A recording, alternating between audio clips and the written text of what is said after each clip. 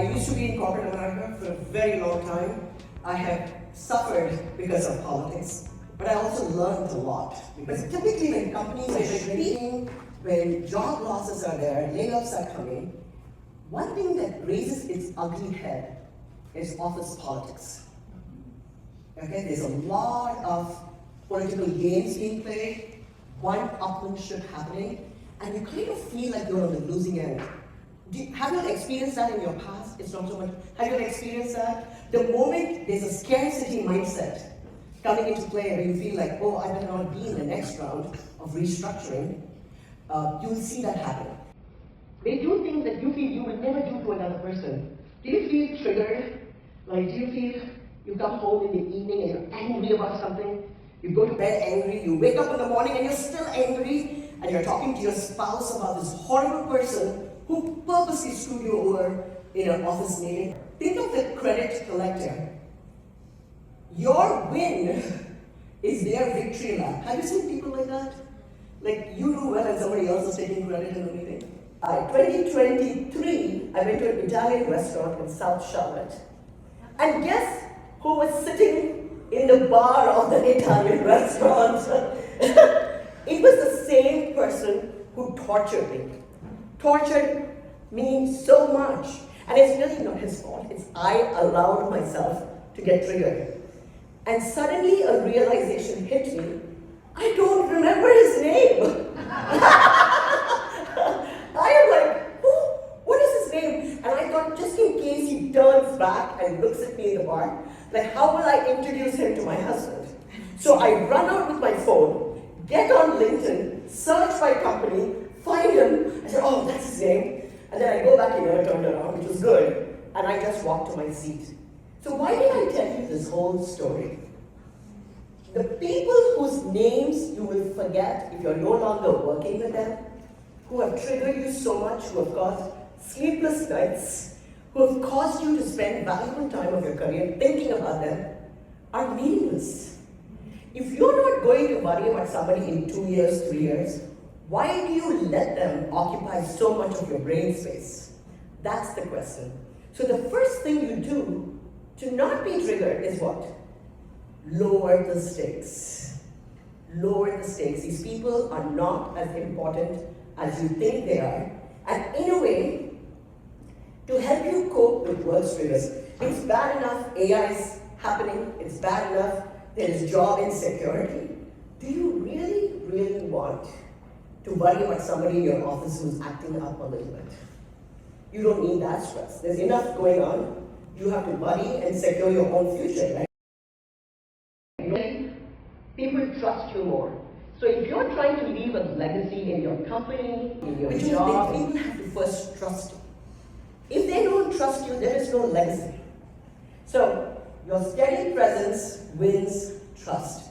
So what do I mean by that? You see people who are highly reactive, like everything is like a catastrophe, right? And then there are others like, sure, this is a part of the job.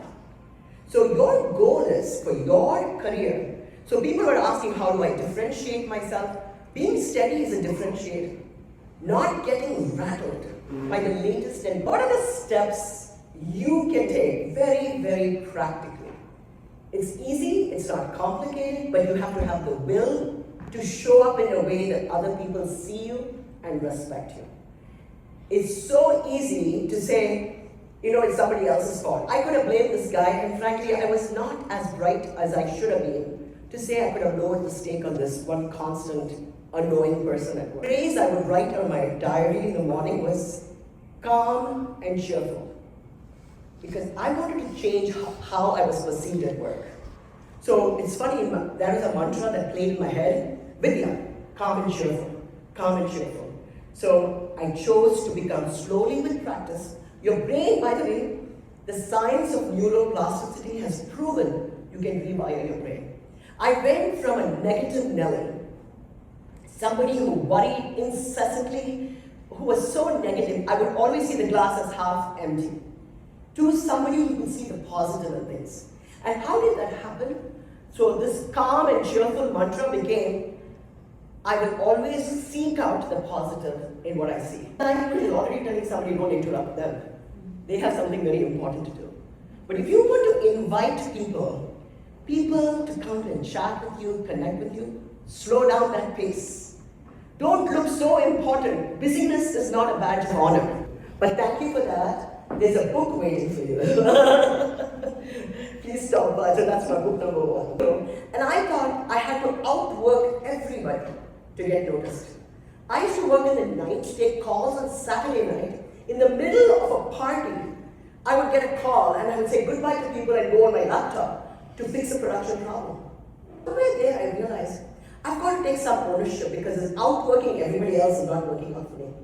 So this is what I'm telling you, you're never stuck. You have to take more shots. You got to try things. I would still be in programming, maybe a database administrator, but I decided that I've got tired of this now. It's time to move on. And then I moved into business, and then I moved into my retired career profession that I'm doing right now. All I'm trying to tell you is you're never stuck. Take more shots, explore more things. You never know when you suddenly hit something that aligns with you. Can you do this? Can you sit on a Sunday afternoon when you've done your work and truly write down your highest priorities? Can you do that? Can you say, yes, I can, loudly or in your heart? Can you do that? Is it that difficult to just think about, as opposed to being reactive throughout the work week? Come on, raise your hands if you feel you can prioritize. Okay. Yes. Yes, I can, right? It's not, this is an action you can take. We get to our emails. But how many of you truly spend some time with a cup of coffee, breathe, think about the day ahead? You do that? You spend some time reflecting on what's coming? Yes. Being so clear-minded as to what is your primary priority, how do you react to people who are trying to push your buttons? Do not react to that, because sometimes people want that reaction.